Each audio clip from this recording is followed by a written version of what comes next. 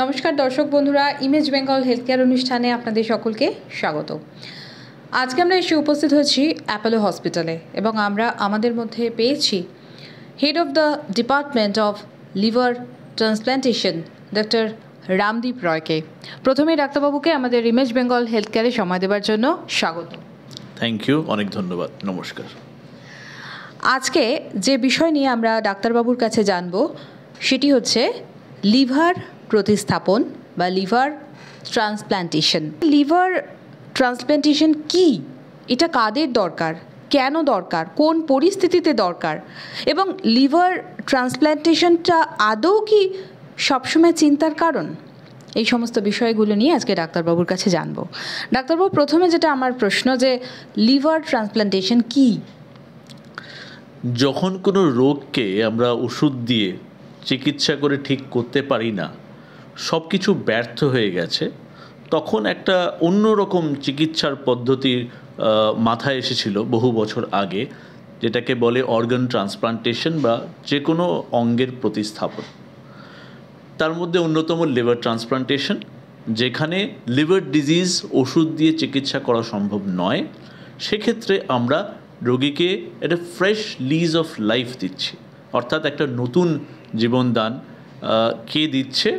Doctor নয়, donor, অর্থাৎ যিনি লিভার ডোনেট করছেন। লিভার ডোনেশন হতে পারে মৃত্যুর পর অথবা জীবিত অবস্থায়। আমি আমার লিভারের একটা অংশ, আমার কোনো আত্মীয়কে যদি আমি লিভারের অর্ধেক ডোনেট করি, সেই অপারেশন লিভার ট্রান্সপ্লান্টেশন বা লিভার বা যকৃতের প্রতিস্থাপন, এই ট্রান্সপ্লান্টেশনের ফলে একটা নতুন লিজ অফ লাইফ। সেক্ষেত্রে পুরনো অসুস্থ লিভার রোগীর সম্পূর্ণভাবে বাদ দিয়ে তাকে রিপ্লেস করা হচ্ছে একটা নতুন সম্পূর্ণ বা অর্ধেক লিভার দিয়ে। সেটাকেই বলে লিভার ট্রান্সপ্লান্টেশন। লিভার ট্রান্সপ্ল্যান্টেশন কাদের দরকার বা কোন পরিস্থিতিতে আপনারা যারা রোগী তাদেরকে লিভার ট্রান্সপ্ল্যান্টেশনের পরামর্শ দিয়ে থাকেন? বিভিন্ন রকমের লিভার ডিজিজ, সে যেরকম হেপাটাইটিস বি, হেপাটাইটিস সি, সবাই জানে অ্যালকোহলের জন্য লিভার ডিজিজ হয়। আর এখন আমরা খুব কমনলি দেখি non alcoholic fatty liver disease, অর্থাৎ রোগটা, লিভার ডিজিজটা, সিরোসিসটা অ্যালকোহলের জন্য যেরকম হয় অনেকটা সেরকমই, কিন্তু অ্যালকোহলের কোনো হিস্ট্রি নেই, অ্যালকোহল খাওয়ার কোনো হিস্ট্রি নেই। এ ধরনের নন অ্যালকোহলিক বা ফ্যাটি লিভার ডিজিজ যখন খুব বেশি পরিমাণে শরীরে লিভারকে ক্ষতি করে সিরোসিস করে, তখন এই সব কারণে লিভার সিরোসিস হয়ে একটা লার্জ নাম্বার অফ পেশেন্টস কিন্তু এই কারণে লিভার সিরোসিসের জন্য ট্রান্সপ্লান্টেশনের প্রয়োজন হয় একদিকে। অন্যদিকে আমরা শিশুদের রোগ দেখতে পাই। কিছু কিছু রোগ রয়েছে যেখানে গল ব্ল্যাডার এবং বাইল ডাক্ট এগুলো তৈরি হয় না, বিলিয়ারি অ্যাট্রিশিয়া। সেক্ষেত্রে আমরা ইভেন 4-5 মাস বয়সের বাচ্চাদের, শিশুদেরও ট্রান্সপ্লান্টেশনের প্রয়োজন হয়। So childhood liver diseases, liver cirrhosis যে কোনো কারণেই, হেপাটাইটিস বি, সি, অ্যালকোহল বা ফ্যাটি লিভার ডিজিজ, আর এছাড়া লিভার ক্যান্সার। আর আমরা দেখি কিছু কিছু ক্ষেত্রে অ্যাকিউট লিভার ফেলিয়ার, অর্থাৎ ভালো ছিল লিভার, কোনো অসুবিধে নেই, হঠাৎ একদিন জন্ডিস হলো, তার 3-4 দিন পরে ভুল বকা, লোকজনকে চিনতে না পারা, ঝিমিয়ে পড়া, অজ্ঞান হয়ে যাওয়া বা কোমা বলে লোকে যেটাকে অনেক সময় বলে, বা অ্যামোনিয়া ব্রেনে বেড়ে গিয়ে, সো হঠাৎ অ্যাকিউট লিভার ফেলিয়ার, যেটা কয়েক দিনের মধ্যে একটা খুব সিরিয়াস অবস্থায় পৌঁছাতে পারে, রোগীকে ভেন্টিলেটরে পৌঁছে দিতে পারে। সেক্ষেত্রে এমার্জেন্সি লিভার ট্রান্সপ্লান্ট। সো সিরোসিসের জন্য transplantation, hepatitis B, C, alcohol বা fatty liver, childhood liver disease, শিশুদের রোগের জন্য ট্রান্সপ্লান্টেশন, লিভার ক্যান্সার, আর কখনো কখনো অ্যাকিউট লিভার ফেলিয়ারে আমার হয়তো রোগের ডায়াগনোসিস থেকে ট্রান্সপ্লান্টেশন 1-2 দিনের মধ্যে প্রয়োজন। এ ধরনের কারণে কারা ডোনার হতে পারে? ডোনার 2 প্রকার, মৃত ব্যক্তি বা জীবিত ব্যক্তি। এবার জীবিত অবস্থায় যখন আমরা ডোনেট করি, অর্থাৎ লিভিং ডোনার লিভার ট্রান্সপ্লান্টেশন, সেক্ষেত্রে রোগীর যার লিভার ডিজিজ রয়েছে তার কোনো নিকট আত্মীয়, তার বাবা মা, ভাই বোন, ছেলে মেয়ে, কাকা জ্যাঠা, মাসি মেসো, পিসি পিসেমশাই, তাদের ছেলে মেয়ে বা brother in law, sister in law, শ্বশুর শাশুড়ি, যে কেউ যে 18 থেকে 45 বছর বয়সের মধ্যে এবং যার ব্লাড গ্রুপ ম্যাচ করে, অর্থাৎ সবসময় যে এক তা নয়, ম্যাচ করা মানে আমার যদি ব্লাড গ্রুপ বি হয় আমাকে ডোনেট করতে পারেন বি বা ও। ও আমরা জানি ইউনিভার্সাল ডোনার। পজিটিভ বা নেগেটিভ যে ব্লাড গ্রুপের ব্যাপারটা লিভার সেটা চেনে না, তো লিভারের জন্য পজিটিভ নেগেটিভের কোনো পার্থক্য নেই। কাজেই সেম ব্লাড গ্রুপ বি হলে বি বা ও, এ হলে এ বা ও। আমার যদি এবি ব্লাড গ্রুপ হয় তাহলে যে কারোর কাছ থেকেই আমি নিতে পারি, আবার ও হলে শুধু ও। তো এই যে ব্লাড গ্রুপ ম্যাচিং এবং 18 থেকে 45 বছর বয়স, আত্মীয়, এবং তারপরেও পরীক্ষা করে দেখা যে তার সব কিছু ঠিক আছে কিনা, তার অন্য কোনো রোগ থাকলে তাকে ডোনার হিসেবে নেওয়া হয় না, কেন ডোনারের কোনো রিস্ক নেওয়া সম্ভব নয়। রুগীর রোগ হয়েছে, তার চিকিৎসা করার আমরা চেষ্টা করব, তাকে ভালো করার চেষ্টা করব। যদি আমরা সফল হই খুব ভালো, কিন্তু নাও হতে পারি। In 10% cases liver transplant succeed না করতে পারে, কিন্তু ডোনারের তো কোনো রোগ নেই। কাজেই ডোনার তাকেই নেওয়া হয় যার সব কিছু ঠিক, এবং একবার যখন ডোনেট করে তখন লিভার গ্রো ব্যাক করে, তাই জন্য ডোনেট করতে পারে। তো এটা হচ্ছে লিভিং ডোনার লিভার ট্রান্সপ্লান্টে যারা।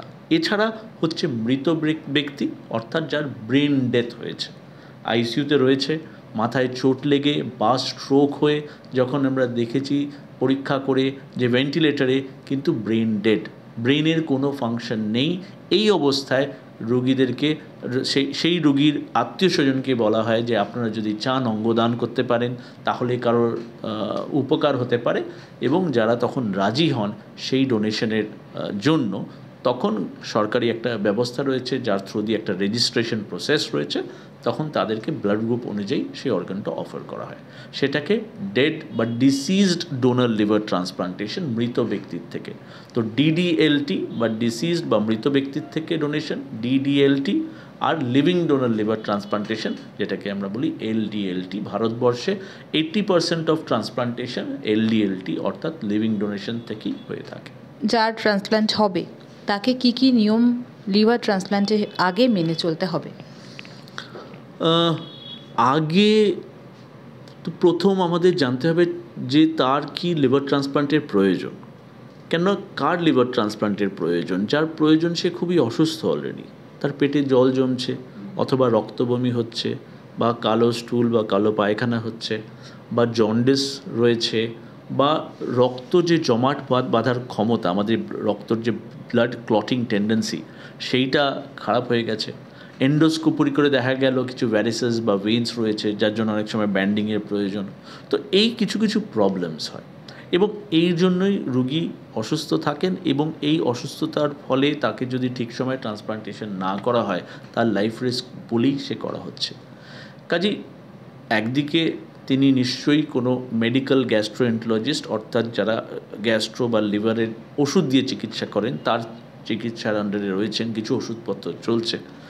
সেক্ষেত্রে আমরা আগে রুগীকে তৈরি করি ট্রান্সপ্লান্টেশনের জন্য।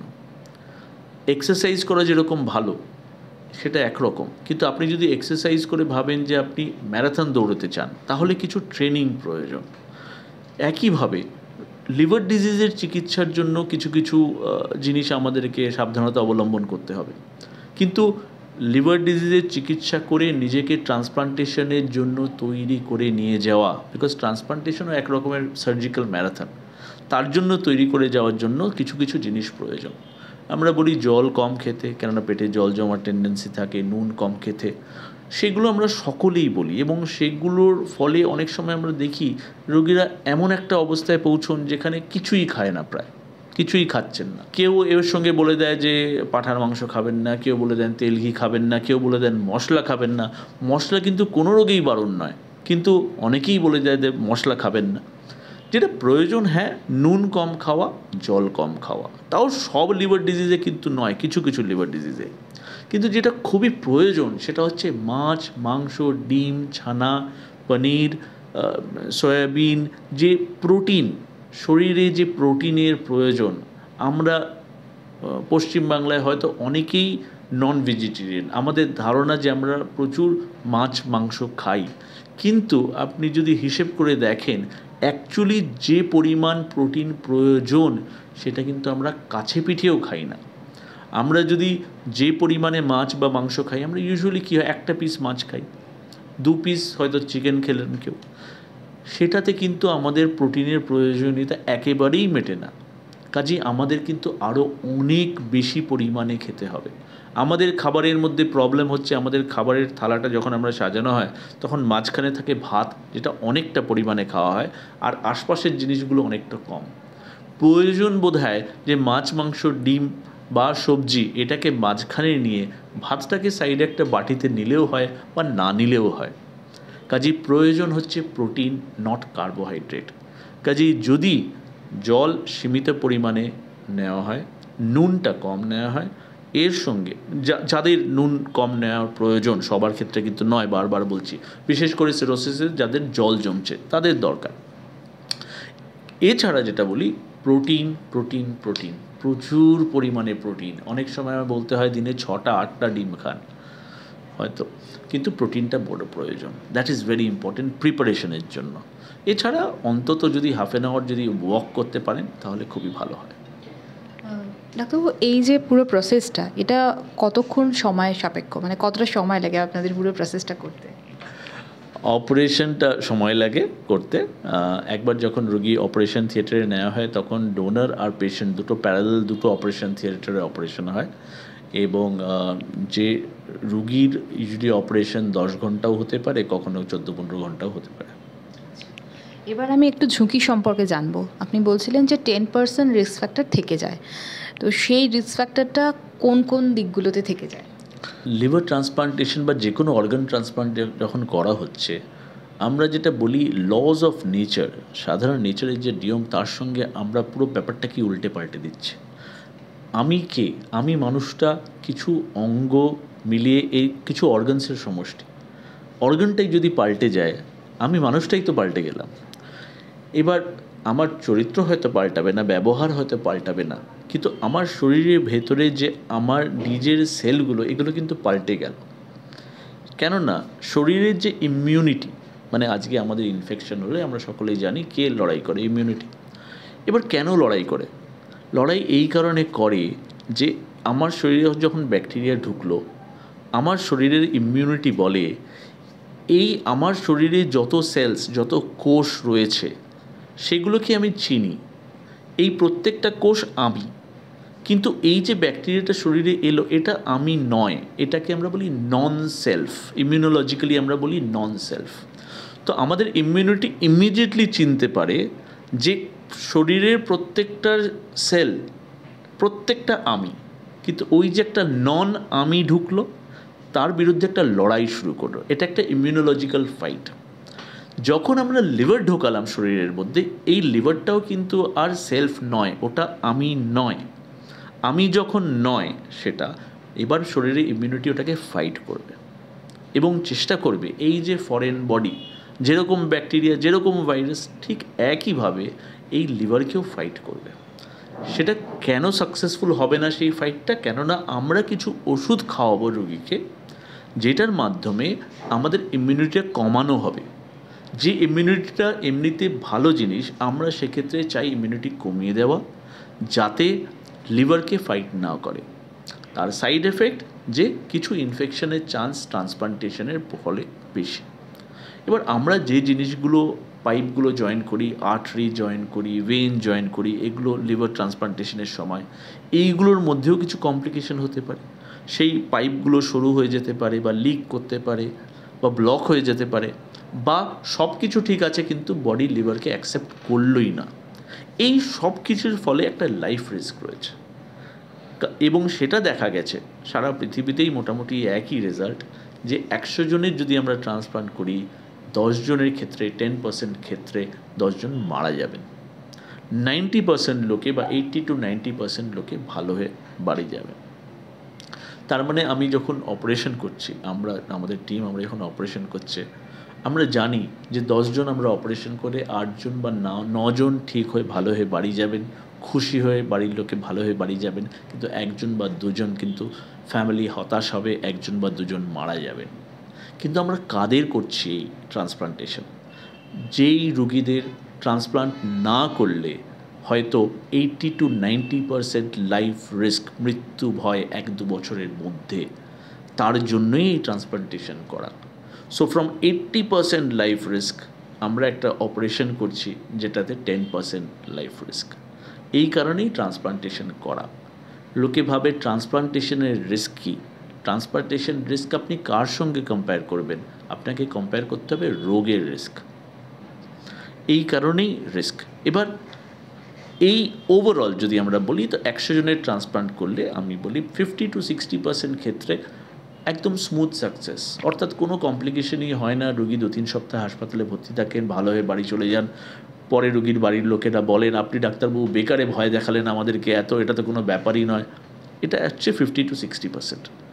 30 to 40% ক্ষেত্রে অনেক রকম প্রবলেম হয়। ইনফেকশন হলো, ব্লিডিং হলো, যেই ভেইনগুলো বা আর্টারিগুলো জয়েন করা হলো সেগুলো ব্লক করে গেল, একটা রিঅপারেশন করতে হলো, বা একটা এন্ডোস্কোপি করে গ্যাস্ট্রোএন্টারোলজিস্টকে বলে একটা স্টেন্ট করতে হলো।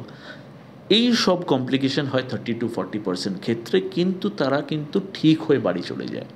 সো 50 to 60% হচ্ছে স্মুথ সাকসেস। 30 to 40% ক্ষেত্রে কমপ্লিকেশন কিন্তু আলটিমেটলি সাকসেস, আর 10% ক্ষেত্রে কিন্তু ফেলিয়ার এবং ডেথ। কিন্তু ট্রান্সপ্লান্টেশনের একটা বিউটি এইটা যে একবার যখন প্রথম 1-2 মাস পিরিয়ডটা পেরিয়ে গেলেন, সে যখন নর্মাল লাইফে ফিরে গেলেন, এরপরে কিন্তু তিনি একদম সম্পূর্ণ সুস্থ হয়ে যান। এবং এরকম সুস্থ হয় না যে 1-2 বছর আগে যেরকম ছিলেন, এরকম সুস্থ হয়ে যান যে আজ থেকে 4-5 বছর বা 10 বছর আগে যেরকম ছিলেন। সো ট্রান্সপ্লান্টেশন সত্যি একটা লাইফ চেঞ্জিং একটা ট্রিটমেন্ট। এবং ট্রান্সপ্লান্টেশনের পরে কোনো মাঝামাঝি রিকভারি হয় না। হয় রোগী সম্পূর্ণভাবে নিজের জীবনে ফিরে গেছেন, কাজকর্মে ফিরে গেছেন, অথবা মারা গেছেন। এর মাঝামাঝি কিছু নেই। So 10% life risk, but 90% chance of success. Donor দিচ্ছেন লিভিং ডোনারের ক্ষেত্রে, তার ক্ষেত্রে কি নিয়ম আছে, মানে তার কতটা রিস্ক ফ্যাক্টর কাজ করে? অনেক লিভার ট্রান্সপ্লান্ট, গত 13-14 বছর ধরে আমি লিভার ট্রান্সপ্লান্টেশন করছি, 1500-র ওপর ট্রান্সপ্লান্টে যুক্ত থেকেছি। এখন অবধি টাচউড কোনো ডোনারের কোনো মেজর প্রবলেম হয়নি। কিন্তু তার মানে এই নয় যে হতে পারে না। এটা একটা বড় অপারেশন। এই অপারেশনের মধ্যে লিভারের অর্ধেক অংশ দিয়ে দিচ্ছে একজন নিজের নিকট আত্মীয়কে, যাকে সে ভালোবাসে, যাকে প্রাণ দিয়ে প্রাণ দেওয়া হচ্ছে, নতুন একটা ফ্রেশ লিজ অফ লাইফ দেওয়া হচ্ছে। কিন্তু ডোনেশন ইজ সেফ। ডোনেশনের আগে সব রকম পরীক্ষা করা হয়, বিভিন্ন রকম টেস্টে কোনো গড়বড় যদি পাওয়া যায় তাহলে তাকে ডোনার হিসেবে নেওয়া হয় না। ডোনার তাই জন্য ইউজুয়ালি ইয়াং ডোনার্স হয়, ছেলে মেয়ে নিজের বাবা মাকে ডোনেট করছে, বা হাজব্যান্ড ওয়াইফকে, বা ওয়াইফ হাজব্যান্ডকে, এদের মধ্যে। সো যদিও সেফ, কিন্তু এটা বড় অপারেশন। এবং এই অপারেশনের পরে কেন সেফ? বিকজ লিভারটা গ্রো ব্যাক করে যাচ্ছে 6 থেকে 8 সপ্তাহ মধ্যে অলমোস্ট নর্মাল সাইজে। আমি যখন কিডনি ডোনেট করি, আমার 2টো কিডনির মধ্যে একটা কিডনি যদি ডোনেট করে দিতে, তাহলে একটা কিডনিই পড়ে থাকবে। কিন্তু লিভার যখন আমি ডোনেট করি, আমি লিভারের অর্ধেক অংশ ডোনেট করছি, এবং সেটা কিছু সপ্তাহ থেকে কিছু মাসের মধ্যে আবার একে ফিরে আসছে। সো লং টার্মের কোনো প্রবলেম হওয়ার, কিন্তু শর্ট টার্মে যে কোনো বড় অপারেশন, একটা ইনফেকশন হতে পারে, হার্নিয়া হতে পারে, এগুলো হতে পারে। সো যদিও overall it is safe, but সারা পৃথিবীতে যে যত ডোনেশন হয়েছে তাতে দেখা গেছে 0.5% রিস্ক টু লাইফ, অর্থাৎ 200 জন ডোনারের মধ্যে একজনের ডেথের রিস্ক রয়েছে। বাকি 199 it is a safe operation. এই যে লিভার ট্রান্সপ্লান্টেশন, এই লিভার ট্রান্সপ্লান্টেশনে খরচ কীরকম? লিভার ট্রান্সপ্লান্টেশন পৃথিবীর যত অপারেশন এখন রয়েছে মানুষের শরীরে, পৃথিবীতে যত অপারেশন করা হয় তার মধ্যে সবচেয়ে বড় অপারেশন লিভার ট্রান্সপ্লান্টেশন। একটা হার্ট ট্রান্সপ্লান্টেশনও তুলনামূলকভাবে অনেক লেস কমপ্লিকেটেড অপারেশন। অবভিয়াসলি এর এক্সপেন্স রয়েছে, যদিও বিদেশে অনেক দেশের চেয়েও কম, তবে এখন ভারতবর্ষে বিভিন্ন জায়গায় 20 থেকে 25 লাখের মধ্যে লিভার ট্রান্সপ্লান্টেশনের খরচ বেরি করে থাকে। একটা অত্যন্ত গুরুত্বপূর্ণ বিষয় যে আমাদের কলকাতা শহরে সমস্ত পৃথিবীর অত্যাধুনিক প্রযুক্তি নিয়ে যে চিকিৎসা ব্যবস্থা যে হাসপাতালগুলি করে থাকে তার মধ্যে অন্যতম হলো অ্যাপোলো হাসপাতালের এই অত্যাধুনিক চিকিৎসা পরিষেবার মধ্যে একটি উল্লেখযোগ্য পরিষেবা হচ্ছে লিভার ট্রান্সপ্লান্টেশন। আমরা চিকিৎসার জন্য অনেক সময় শহরের বাইরে, রাজ্যের বাইরে যাই, কখনো ভেলোর, কখনো মুম্বাইতে যাই, কিন্তু আমাদের এখানেই অর্থাৎ কলকাতা শহরে কিন্তু অনেক দুরারোগ্য ব্যাধির এবং জটিল অপারেশন হয়ে থাকে। ডাক্তারবাবু, এ প্রসঙ্গে আরেকবার আপনার কাছে আসবো যে আমরা চিকিৎসার জন্য অনেকের একটা ভ্রান্ত ধারণা রয়েছে যে ভেলোর বা চেন্নাই অথবা মুম্বাইতে গিয়ে হয়তো আমাদের ট্রিটমেন্ট হয়ে থাকে, কিন্তু আমাদের কলকাতা শহরেও যে এখন অত্যাধুনিক এই ধরনের চিকিৎসাগুলো হচ্ছে এই রকম হাসপাতালে, সেটা নিয়ে দু এক কথা যদি একটু বলেন। আমি গত 2-2.5 বছর ধরে কলকাতায় ফিরে এসে কাজ করছি। তার আগে আমি 10 বছর অ্যাপোলো দিল্লিতে ছিলাম, আর তারপরে প্রথমে অ্যাপোলো দিল্লি, তারপরে আর্টেমিস হসপিটাল গুরগাঁওয়ে ছিলাম। এবং সেখানে বেশিরভাগ রোগী বাইরে থেকে আসতেন, এবং আমার কাছে অনেক রোগী আসতেন পশ্চিমবাংলা থেকে। পশ্চিমবাংলা থেকে গুরগাঁওয়ে দিল্লিতে এসে ট্রান্সপ্লান্টেশন করে আর তারপরে ফিরে গিয়ে ফলো আপের অসুবিধে, এই প্রবলেমসগুলো রেগুলারলি ফেস করি। কিন্তু এই ব্যাপারটা কিন্তু যে কোনো কারণেই হোক একটু পশ্চিমবাংলাতেই ফিরে এসে আমি বেশি দেখেছি যে লোকে অসুস্থ হলে অন্য জায়গায় ছোটে। এটা আমি অন্য জায়গায় দেখিনি। আমি বিদেশেও যখন থেকেছি বা এখানেও যে দেখেছি কোথাও সেটা দেখিনি। কাজেই এটা আমি ঠিক বুঝতে পারি না। এটা এক। 2 নম্বর হচ্ছে যে চিকিৎসা সব রকম ব্যবস্থাই এখানে রয়েছে, খুব ভালো ডাক্তার রয়েছেন, এবং আমার কলকাতায় ফিরে আসার কারণটাই ছিল যে ইস্ট ইন্ডিয়ায়, পূর্ব ভারতে কিছু এই ধরনের চিকিৎসা ছিল না, সেটাকে ফিরিয়ে নিয়ে আসা, এবং এখন এখানেই ট্রান্সপ্লান্টেশন করছি। একটাই জিনিস, যেরকম ভালো ডাক্তার হওয়া দরকার সেরকম ভালো রুগী হওয়া দরকার। এবার ভালো ডাক্তার এবং ভালো রুগী দুটো যখন একসঙ্গে মেল হয় তখনই চিকিৎসা ঠিকভাবে হয়। কি করে ভালো রুগী হব? কেননা আমরা সবাই ডাক্তার এর সঙ্গে সঙ্গে মাঝে মাঝে রুগীও হই। তো ভালো রুগী হতে গেলে অ্যাডভাইস ঠিক নেওয়া দরকার, এবং কিছুদিন সেই অ্যাডভাইসটা নিয়ে ভাবনা চিন্তা করে একটা জায়গায় ডিসিশন নিতে হয়। এবার আমরা কার কাছে অ্যাডভাইসটা নেব, এইটা একটা খুব বড় জিনিস। কেননা অনেকেই অ্যাডভাইসটা দিয়ে দেন দায়িত্বটা না নিয়ে। ট্রান্সপ্লান্টেশনের জন্য তাই জন্য আমি বারবার বলি, আপনাকে যদি কেউ কোনো কথা বলে ট্রান্সপ্লান্টেশন সম্বন্ধে, যেমন লোকে অনেকেই বলবে যে ট্রান্সপ্লান্ট করলে বাঁচে না, বলবে ডাক্তাররা বলেন 20-25 লাখ খরচ, তারপরে 35 লাখ খরচ হয়ে যায়, বা কেউ বলল যে ট্রান্সপ্লান্টেশনের পরে তিনি শুধু হাসপাতালেরই চক্কর কাটতে থাকবেন, রুগী হয়ে থেকে যাবেন। এই প্রত্যেকটা জিনিস আপনাকে উত্তর দিতে পারে শুধু যার নিজের ট্রান্সপ্লান্টেশন হয়েছে। কাজেই ট্রান্সপ্লান্টেশন করব কি করব না, পাড়ার কোনো বন্ধু বা কাকা জ্যাঠা কি বলে দিলেন তার কোনো মূল্য নেই। মূল্য হচ্ছে শুধু তারই, এবং আমিও যদি কিছু বলি তারও মূল্য নেই, কেননা আমি তো একটা বায়াস নিয়ে সেটা নিয়ে কথা বলছি। কিন্তু যে নিজে এই চিকিৎসার মধ্যে দিয়ে গেছে বা যে নিজে ডোনেট করেছে, লিভার ডোনার, আমি সব রোগীদের বলি যাদের এখানে ট্রান্সপ্লান্টেশন হয়েছে তাদের সঙ্গে কথা বলুন, তাদের বাড়িতে যান, কেননা যারা ট্রান্সপ্লান্টেশন যাদের হয়েছে তারা সকলেই কিন্তু একে অপরকে হেল্প করতে চায়। It's a very big thing liver transplantation. কাজেই আপনার ভুল অ্যাডভাইস নেবেন না, নেবেন অ্যাডভাইস তার কাছে যে নিজে এই ট্রান্সপ্লান্টেশনের মধ্যে দিয়ে গেছে। কাজেই সেটা মাথায় রাখবেন, এবং মাথায় রাখবেন আপনি শুধু তার সঙ্গেই কথা বলতে পারবেন যার ট্রান্সপ্লান্টেশন সাকসেসফুল হয়েছে। এটাও মাথায় রাখবেন যে 10% ক্ষেত্রে কিন্তু সাকসেসফুল হবে না। কিন্তু সবচেয়ে চিন্তার কারণ হচ্ছে এখনও পূর্ব ভারতে এবং পশ্চিম বাংলায় বেশিরভাগ লিভার ডিজিজের রোগী ইনফেকশনে মারা যায় না, লিভার ফেলিয়ার, কিডনি ফেলিয়ারে মারা যায় না, তারা কিন্তু মারা যায় শুধুমাত্র দেরিতে। তারা কিন্তু সঠিক সময়ে ট্রান্সপ্লান্টেশনের জন্য আসে না। অনেক দিন পর্যন্ত তারা শুধু খুঁজে যায় অন্য কোনো চিকিৎসা, ট্রান্সপ্লান্টেশন ছাড়া, অপারেশন ছাড়া।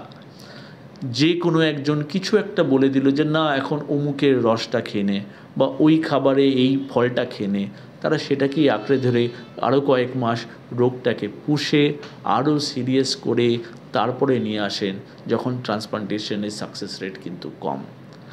সঠিক সময় সঠিক লোকের কাছ থেকে অ্যাডভাইস নিয়ে সঠিক ডিসিশন নিন, তারপরেই চিকিৎসার success rate will be high.